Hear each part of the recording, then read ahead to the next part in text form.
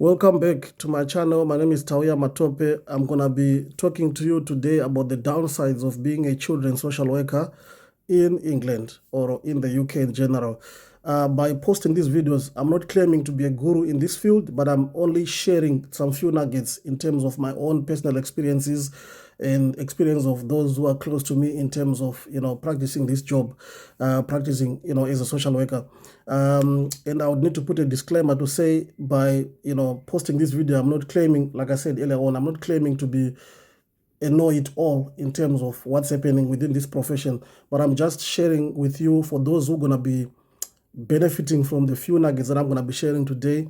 I would, say well done. And I would also welcome your comments in the comment section below. And before we proceed, maybe if you can subscribe and click that notification bell so that when I post another video, you'll be notified and you'll be the first to see the video that I'll be posting. Today, I'm going to be talking to you about the downsides of working as a children's social worker in England. As you know, most social workers in England are employed, when you're working with children, basically you are employed by the local authority.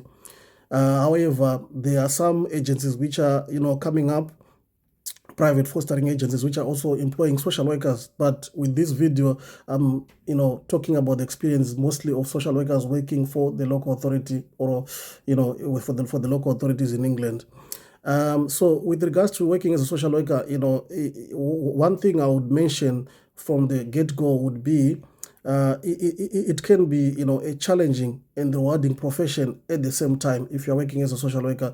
But it also has got its own downsides, which is the reason why I'm going to be posting, or which is the reason why I've actually done this video today. Some potential downsides might be including, for example, number one, high stress. It's a stressful environment. It's a pressurized environment. You need to think on the go, and you need to be quick in terms of the actions that you'll be doing, and you need to be able to progress the actions that you're progressing on the children and the families that you're working with quite quickly, and make sure that there's no drift or delay on the case that you're allocated on. So working with children can be a highly stressful, environment in itself, and you often work with individuals or families who are experiencing difficult or traumatic situations, and this might also, to an extent, have an impact on you, which is the reason why I'm mentioning about being a highly stressful and pressurized environment. Right. Point number two. Obviously, a stressful environment can take an emotional toll on you as an individual or on you as a practitioner. So working with individuals and families who are facing difficult challenges, for example, can take an emotional toll on you as a social worker. So you need to be able to take care of yourself. I posted in the previous video about, as a social worker, being, you should be somebody who is able to take care of yourself. So you need to know that working in such kind of environment, it can also take an emotional toll on you. And I've had, instances where I've had colleagues where we have had to take time off because of stress. That's the kind of job, that we are in. And it is what it is. Like, for those who are close to me, I always like to say it is what it is. Somebody else has to do this job. And unfortunately, at this point, it's going to be you or it's going to be me, somebody who is qualified to be a social worker and to practice, who is able to do this job. Right, going on to point number three, sometimes it depends with the local authority that you're working with. If you are working for big local authorities where resources are not such a big deal, you might find that in some instances, you might be operating on a limited budget or on limited resources. It is the nature of the job, and it is what it is. You need to be able to be very innovative and very inventive in terms of the ways that you're working. Remember, I mentioned in my previous video about collaboration. If there is something that you think your own agents cannot provide, link up with other professionals and see if they're able to provide that particular resource to the family, and you'll be able to support that family holistically. So it is possible that you'll be working in a highly pressurized environment, which is taking an emotional toll on you, but also operating with limited resources.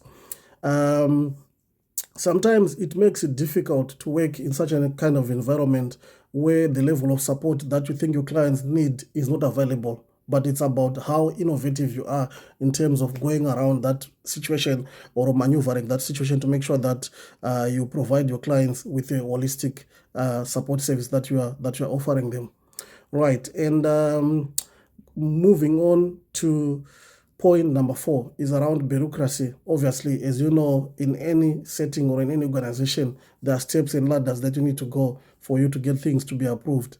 It's the same also for local authorities, unfortunately, where we are working with children and families. You are operating in an environment which is bureaucratic, and in terms of decision making, sometimes it might be slow, sometimes the decision needs to be made by the director themselves, sometimes the decision needs to be made by the service manager, or sometimes by the strategic lead. It depends with what decision it is, but you're operating in an environment which is a bit bureaucratic. Sometimes even decision making is not something that you will be able to do yourself. There are some decisions that you can make as a social worker. There are some decisions that your manager needs to make. There are some decisions that the strategic lead needs to make, or there are some decisions that the director will need to make. That's the kind of environment that you'll be working if you qualify, or if you're working as a social worker, working with children and families. So it is important for you to have the right skills to navigate that complex bureaucratic system that you are working with. I understand this could be the same even when you're practicing social work in America, Australia, or in other countries. You are operating in a bureaucratic organization, and it's about how you can maneuver yourself to make sure that you get your decisions made in terms of the work that you are doing. And remember, you're also operating, with practice directives and sometimes regulations. Sometimes it can be time consuming in terms of getting the decision. It takes time for you to get a decision made. Sometimes it can be very frustrating, but that's the nature of the job. Like I said earlier on, you need to be very inventive in the way you work to make sure that you have a smooth way of working with your children and families that you're allocated to. Sometimes it can also result to burnout because of the high stress levels and the emotional demands of the job. And, as social workers, we are at high risk of burnout, especially if you don't take care of yourself. So there is need for you to know your limits, like I mentioned earlier on, and you should be able to take care of yourself. There are also heavy caseloads which are involved in the way that we work. I'm not going to mention numbers here, but it might be high caseloads because it depends with the local authority that you're working with. Sometimes it can make it very difficult to provide the level of attention or support that you think your clients needs, but it's about how you can be innovative to make sure that you prioritize the case that needs your attention quickly, and also be able to progress those that you think may need less of your attention. And there's also a risk of vicarious trauma because you are working with clients or service users who have experienced trauma and they are recounting their trauma to you. There is a chance that as a worker you'll be able to, you also suffer what we call vicarious trauma. And because they've experienced these traumatic events, and they may be you as a worker you can be at risk of vicarious trauma, which is the impact of hearing about the traumatic experience of others, which it can also have on you. Remember, we are also human beings at the end of the day. We also have our own challenges, we also have our own problems. And when you hear somebody's problems, which might be similar to what you're experiencing, it can trigger something in you, because we are human beings at the end of the day. All right. There is what I would also call compassion fatigue, because you are as social workers, we do experience what we call compassion fatigue, which is a state of exhaustion, and you won't be able to function at the level that you are usually able to function at, because of continued pressure on you as an individual. This is usually found in caring professions, and obviously social work is one of those caring professions, so it is important for you to take care of yourself.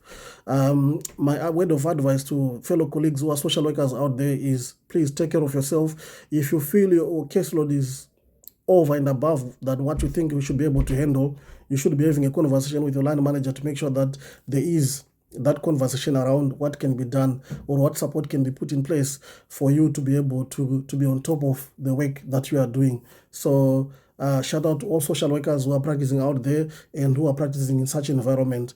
I just want to say thank you for the work that you are doing. Keep on doing the work that you are doing, and obviously seek support where you need to be seeking support. Like I said, I mentioned in one of my first videos which I posted earlier on, social work is a very challenging profession, but it can also be equally a very rewarding profession at the personal level. it is important for you to be aware of the downsides, but also there are some benefits which are there in terms of you practicing with children and families. As you can see, or as you may know, you really feel good, especially if you have supported a family from point A to point Z, and you know that from point A to point Z, you've gone through hurdles and battles, but at the end of the day, you have managed to put them, to make them be at point B, and they are able to move on with your lives without your support. So shout out to all the social workers who are out there. Thank you for the amazing job that you are doing. This is going to be the end of the video, but before you move on to the next video, I'll just say please subscribe, click the notification bell so that when I post another video again, you'll be the first person to know. Thank you so much.